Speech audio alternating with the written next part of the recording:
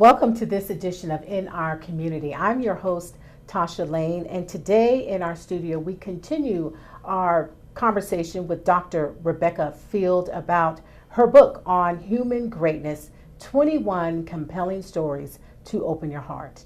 Thank you for coming to the show back again. So I appreciate you coming to the show. It's so good to be here, Good. Tasha. Thank you so much. You're welcome. So the last time you came, we didn't really get a chance to go into all of the stories in your book, so I definitely want to give you a chance to do that today. But before we get there, why don't you tell me about the book again? Oh, sure. I started at probably the tender age of 20 or 21 to inquire about who I was in a philosophical way, and I saw around me what I called mediocrity, and it was entirely here. But that's, it appeared to me at that time like it was on the outside, and at this point I know it was here. Right. Anyway, a full lifetime later, practically, I concentrate on greatness because I have experienced probably as much as anybody, and have just been aware of it because I'm philosophical, and I ask questions naturally about things like this. So anyway, greatness came to be a wonderful topic, and I saw it all over the place, and I think we all see it and are it ourselves, and it never appears twice the same way. Okay. With 7 billion of us, just Wow. imagine. Right. I doubt that there are any two alike, or a lot similar probably, Right. but not alike. And it fascinated me.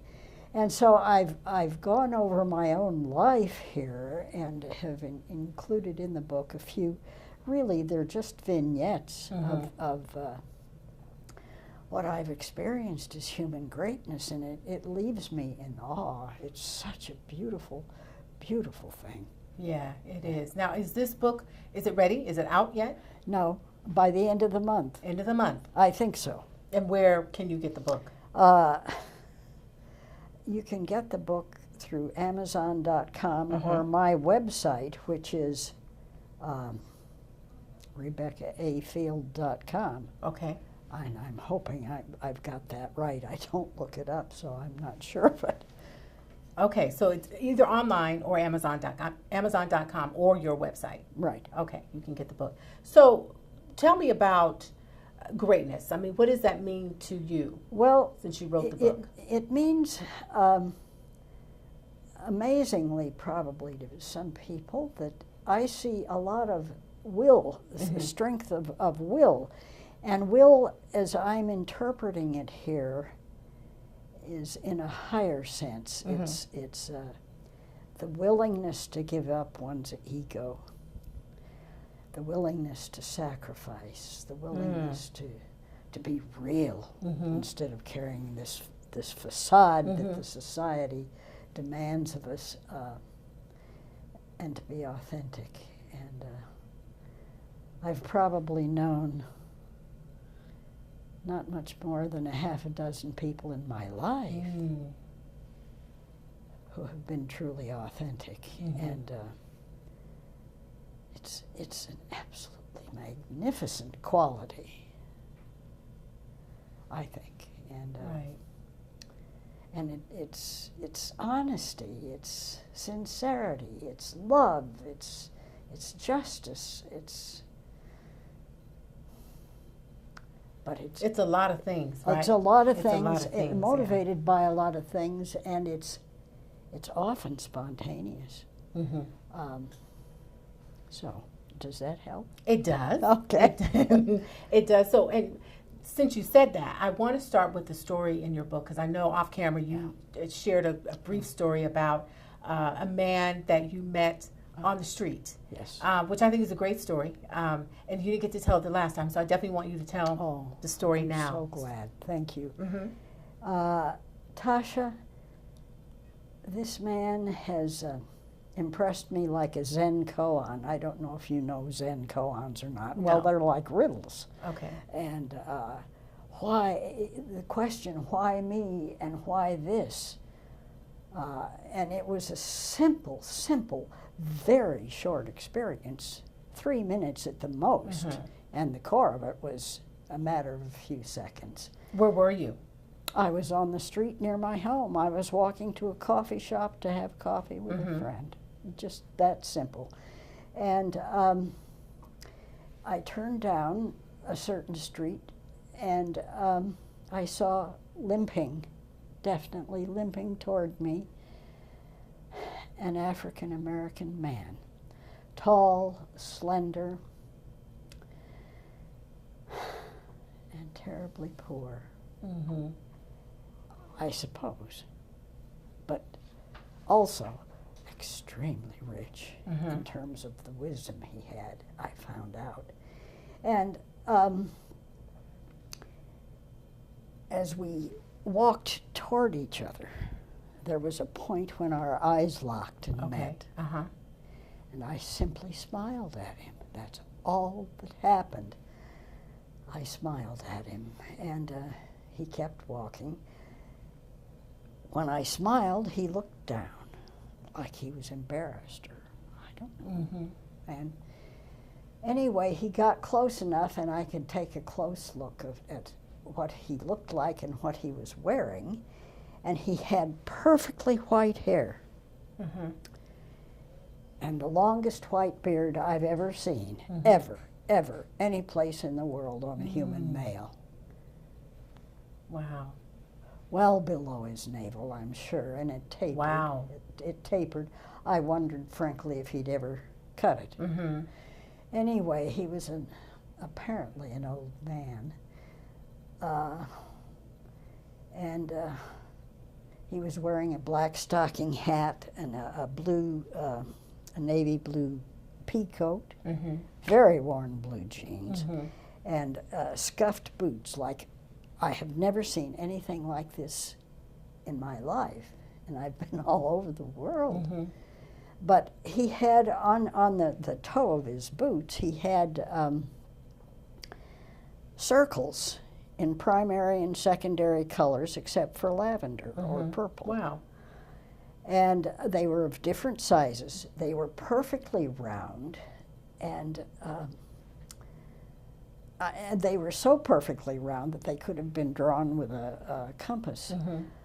And big and little and just scattered there. No splatter marks. So what did he do? How did he get a bunch of colored circles on his shoes? Right. I wondered. Mm-hmm. I didn't ask him, but I wondered. And he got up here about next to my left shoulder, and he stopped, and I thought, oh my goodness, what's this going to amount to? Mm-hmm. And I looked at him, and his face was long and oval this way, and beautiful tan skin, very smooth, and a face of total kindness. And he said to me, I think he was looking for words at first, and then he said, "It is joy that wakes us up every morning." Mm. Well, I was just totally shocked. And I managed somehow to say, "And may joy be with you all the rest of every day." And then he walked on. That's all there was to it. Wow. But it was like well, I look back on it and I can say he was 100% human, Mm-hmm. but he was also 100% not human. Mm. Something very special, incredibly special, and he gave me that gift of saying, "It is joy that wakes us up every morning." And so it comes to be a kind of like a Zen koan to me, a riddle, if you will, because why me? Right. Why was I the recipient of such an exquisite gift? And what am I to do about it? What am I to do with it? And I have a hunch, I know, but anyway, just a wonderful, wonderful, extremely beautiful experience. Right. And it was very short. And it was, he demonstrated every aspect of human greatness I think you can imagine. So much so that you're still talking about it. I mean, Still talking about it. And you wrote about often, it. Tasha, I'm not a weeper. I just don't do that. But I can still get weepy over it because he was so sincere and so authentic. Right. And you rarely see this quality in people. It's exquisite. Wow. Yeah, Yeah. special. Yeah. Did you wonder who Joy was when he said it's joy that wakes you up in the morning? Did I wonder why? Well, you know, I've been one who has learned from childhood to shut off the feelings. So I don't know that I could ever highlight one experience except this one over any other as being filled with joy. Okay. Okay. But, you know, he kind of taught me, and I watch for it now, and it happens rather frequently. Okay. Which is well, nice. that's good. Yes, it is. That's good. Okay. So I know you've shared that you've traveled all over the world. I have. And you've had an opportunity to look at how greatness is displayed in other cultures. Why don't you talk about that, what you've found across the years? Well, you know, I went to Japan first, and I was quite taken with Japan and the Japanese people. And I remember riding one of the bullet trains on the southern part of the main island.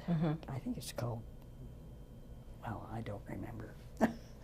Anyway, I saw a young woman come out of a house, a farmhouse, and she was carrying a baby on her back, and she was bringing lunch to her husband, who was standing in a rice paddy. And I don't know, somehow in that moment, and I was riding backwards, so everything happened very fast. And there was an element of sacredness in that scene that I can't deny. It was so special. The thoughtfulness, I put myself in their shoes, I guess, and saw the thoughtfulness and the kindness and the universality of what it was. So that's just one. Another vignette. Right, another vignette. Yeah. Now you have talked to me about, and this is a story that I want you to share again, because you talked about, and you wrote it in the book, about a woman in Africa who witnessed the murder of her husband and her son. Yes. And I want you to share that again for a very specific reason. But I'll go ahead and let you you talk about that. Well, the story is written about by Andrew Harvey in his book, The Hope. And it's very beautifully written, and I must thank Hay House for letting me put it in my book. But this woman was forced by a white South African to witness his murder of her husband and her son. And he burned them alive.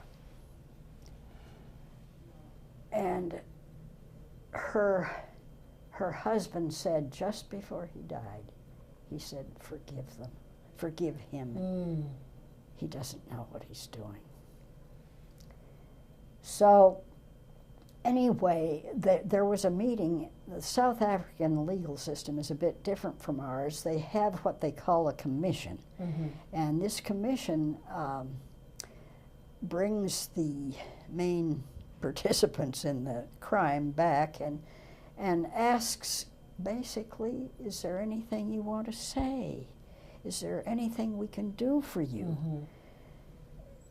And then the judge gives the sentence. There is no jury in that system. So anyway, this old lady, nameless African lady, was in this courtroom, and the audience was a bunch of people that she'd been in the ghetto with, her neighbors. And this must have happened probably either during apartheid or right after, I don't know. Not terribly long ago, but long enough. And so the commissioner said, is there anything that you want us to do? Is there anything you want to say? And she said, yes. I have 3 requests. I would like to be taken to the place where Mr. Vanderbroek, being male and white, had a name. She had none in the story. Woman and black. And she said, I'd like to be taken to the place where my husband and son were murdered so I can get the dust off the leaves and give them a proper burial. And the second thing I would request is that that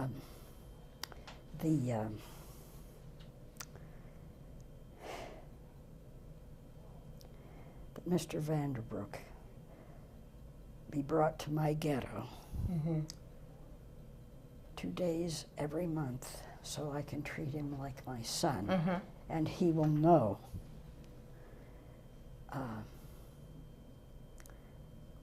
he will let me love him as my son. Well, how is that for forgiveness? Right. Yeah. Right. And then she said the last one is, I want to be taken to the other side of the courtroom if the commission or commissioner would help me over there. She must have been very old. And somebody came and held her as she went over, and she said, I want to embrace Mr. Vanderbroek as if he were my son. Wow. So that he'll know that I have forgiven him. And he fainted. He passed clear out. Wow. He was so shocked that he passed out.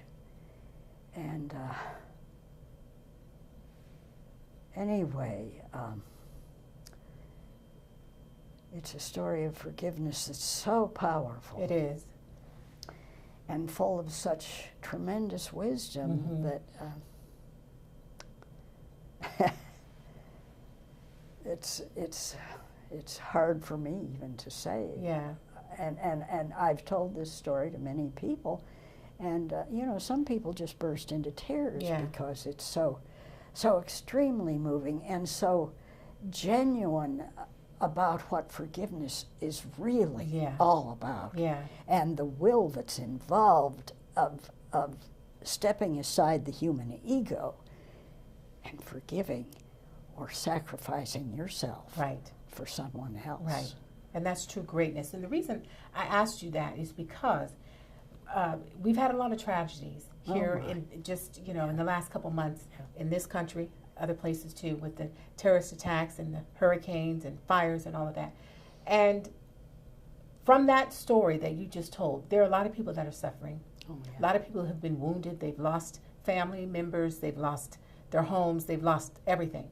So what would you say to that person about, can greatness come out of this? And what lesson would you give them about their situation now that you have experienced this woman's level of forgiveness? Yeah.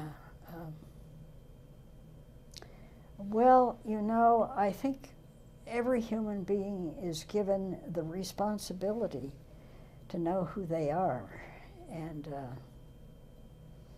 find the goodness that's there in them. And it is inevitably in every single one of us.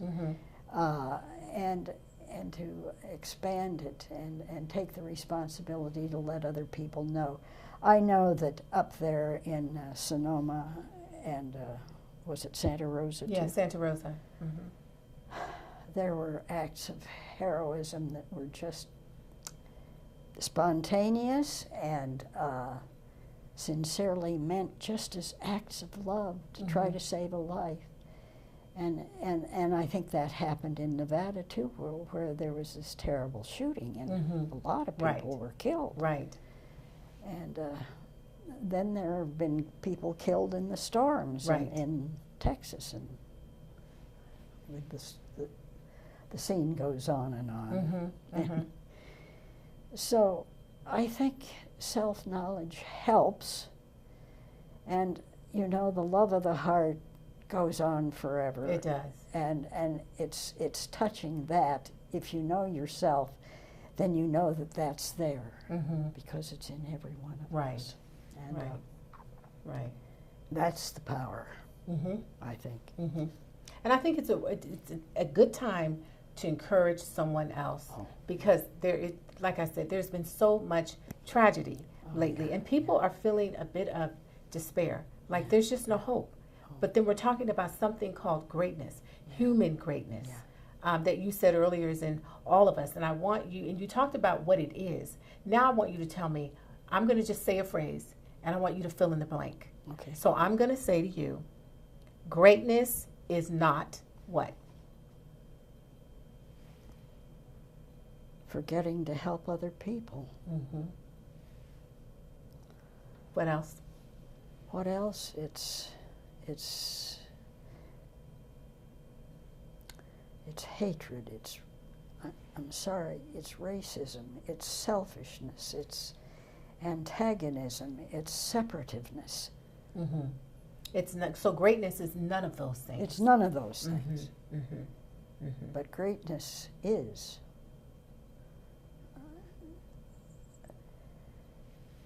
A display of love, an expression of love that's just as genuine as it can be. I mean, people do it all the time, and it's so beautiful to see it. And if we can just stop the camera long enough to notice it, it's terribly special. Yeah.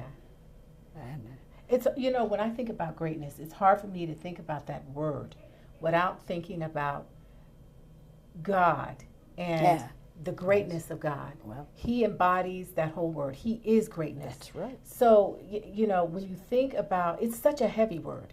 It's such a big word. Yeah. It's so vast. It's so mighty. It's so big that, you know, it's not one person can contain it all. No. It's a big. That's why all of us are given the ability to express it. There you go. Very good. That's a wonderful point. Yes. Thank you. Right. Well, I think he's the only one that could, God himself is Yeah. the greatness of him. Yeah. He's the only one that could, to embody all of it. But it's in every one of us. So when you wrote this book and all of these stories, is there a common thread that you saw running between all these people, all these different people, their personalities? No. I've just been fortunate enough to run into these, just bump into these experiences that just were louder than words and so memorable. So, you're looking for the thread that carries it out, and I finally hit on the word greatness because it kind of says it all, and it's something we all understand, and it leaves us breathless and full of wonder and gratitude. Right. Yeah. Right. Greatness, gratitude. I can definitely see how those two go hand in hand. Yeah. And you talk about greatness being a quality of the soul. Oh, definitely. And that's the reason I chose that word, is because it is a quality of the soul that is, we all have one, and it's expressed there. Okay. Through the personality. Well, I appreciate you coming to the show today. Now, we're going to do another show, and we're going to go a little bit more in detail about your book and some more stories that you have in the book, because there's a lot that you have to share, a lot that you want to tell us. So we're going to do that. But thank you for coming today to the show. Okay? Thank you. Thank you for watching. I'm your host, Tasha Lane, for In Our Community. Good night.